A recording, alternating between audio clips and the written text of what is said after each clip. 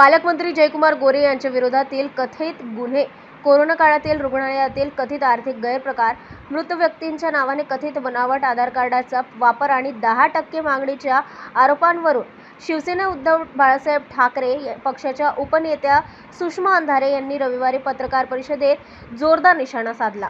Mister गोरे, काय तुमची कीर्ती? असा सवाल करत त्यांनी गोरे आणि भाजपाच्या कार्यपद्धतीवर गंभीर प्रश्न उपस्थित केले आहे. जयकुमार गोरे यांच्यावर 19हून अधिक गुन्हे दाखल असल्याचा दावा करत गंभीर आरोप असलेल्या व्यक्तींच्या भाजपामध्ये स्थान दिले जाते असा आरोप अंधारे यांनी केला आहे. हे पालकमंत्री नाहीत तर बालकमंत्री आहेत असा टोलाही त्यांनी लगावला. कोरोना काळात मृत रुग्णाच्या नावाने उपचार दाखवून 200हून अधिक कथित बोगस बिले तयार करून निधी लाटल्याचा आरोप अंधारे यांनी केला आहे. चौकशीवर प्रभाव टाकून प्रकरण दडपल्याचेही त्यांनी दावा केला. संबंधित पोलीस उपनिरीक्षकांनी गोरे यांना गुरु मानल्याचे कथित सोशल मीडिया स्टेटस दाखवत तपासाच्या निष्पक्षतेवरही प्रश्न उपस्थित करण्यात आला.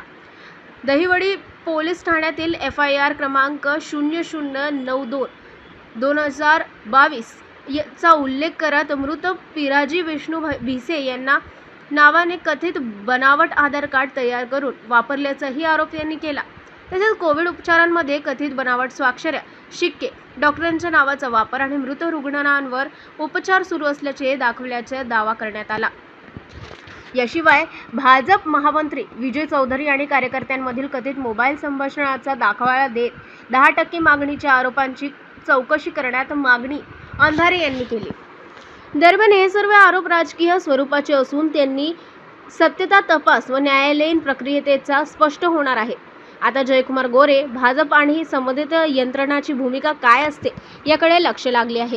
त्याने गुरु पौर्णिमेला ही पोस्ट केली आहे आणि याच्यात लिहिलंय, आभाळ लागत माया तुझी आम्हावरी राहू दे. PSI वर आभाळ लागत माया तुझी. काय कसली माया करायची असेल बरं? मोह माया आहे. ही कोणती माया होती की घनश्याम सोनवणेला ही पोस्ट करावी लागली? आता PSI घनश्याम सोनवणे, माझी इच्छा नसताना तुम्ही रडारवर आलाय आणि मला याच्यावर उत्खनन करावं लागेल.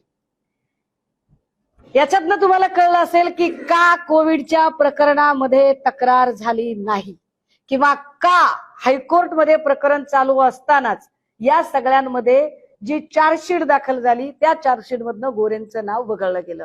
पण नाव वगळलं म्हणजे गोरे सुटले असं नाही.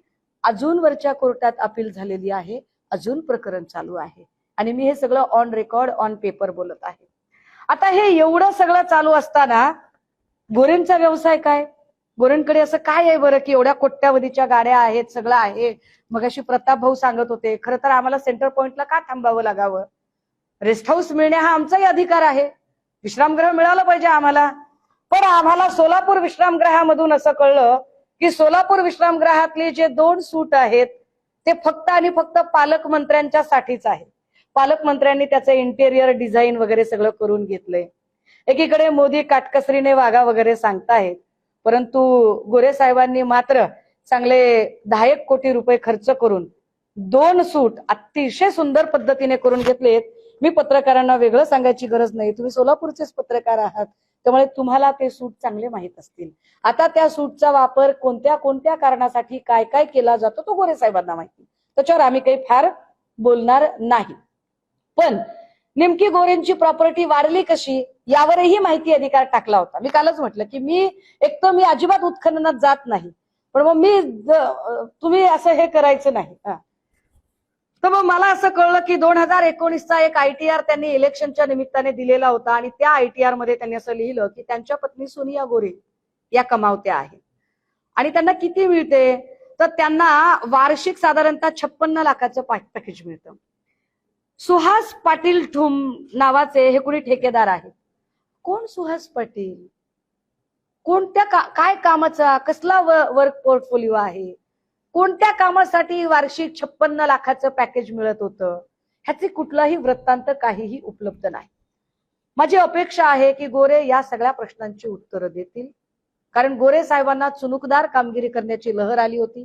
ती चुनुकदार कामगिरी करण्यासाठी मी कसा फडणवीसांच्या गळ्यातला ताईत आहे हे दाखवण्यासाठी जयकुमार गोरेंनी त्यांच्या पद्धतीने गरज नसताना एका वादात उडी घ्यायचा प्रयत्न केला, तर आता इतकी उडी घेतलेलीच आहे. और अगर इतना शहादत देने का शौक है ही आपको, तर आता या सगळ्या प्रश्नांची उत्तर मी पुढच्या दौऱ्यात सोलापूरला येईपर्यंत जयकुमार गोरे देतील अशी मला अपेक्षा आहे. आणि हो, मी तरीही या सगळ्यांमध्ये तुम्ही जे वेगवेगळ्या टोल नाक्यांवर जे कलेक्शन करायचात त्याच्यावर मी काहीही बोललेली नाही. ते मी जरा सोडून देते, चहा पाण्याला लागतं मी सोडून देते, मी त्याच्यावर काही फार बोलत नाही. पण हे सगळे जे 19 गुन्हे असताना भाजपने जुने सगळे निष्ठावंत बाजूला सारून एका परक्या जिल्ह्यातला माणूस इथे आणण्यामागे नेमकं काय कारण होतं हे सांगितलं पाहिजे. आणि तुम्ही नाही सांगितलं तर महात्मा फुले जन आरोग्य योजनेचं फक्त सोलापूर किंवा साताऱ्यात नाही तर उभ्या महाराष्ट्रात काय झालं याचा रिपोर्ट मी तुम्हाला देईन.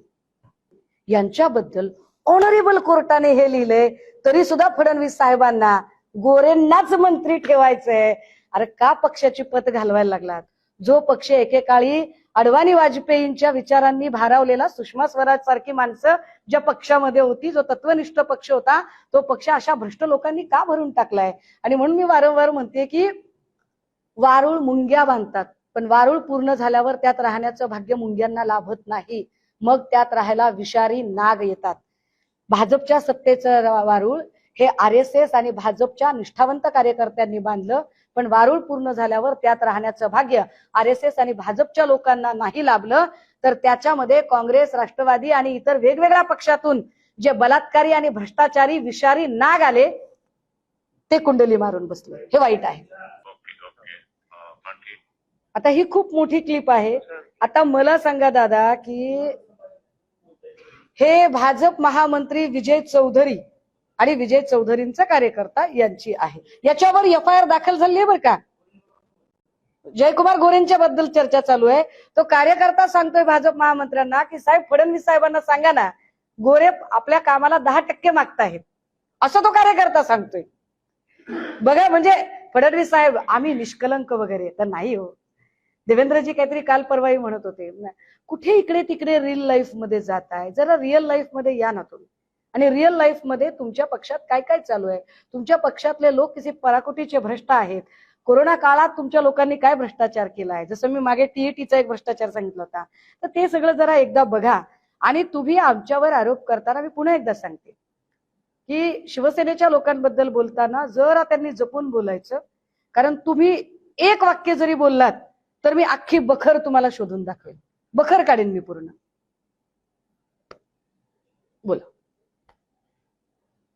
आणि सोलापूर विश्रामगृहाचा जे 2 सूट आहेत ते 2 सूट सतत का बंद असतात याचं सोलापूर जिल्हा अभियंत्याने सुद्धा उत्तर द्यायला पाहिजे. नियोजन मंडळामध्ये 1.5 कोटी खर्चून ऑफिस बनवलंय. 1.5 कोटी नियोजन मंडळ.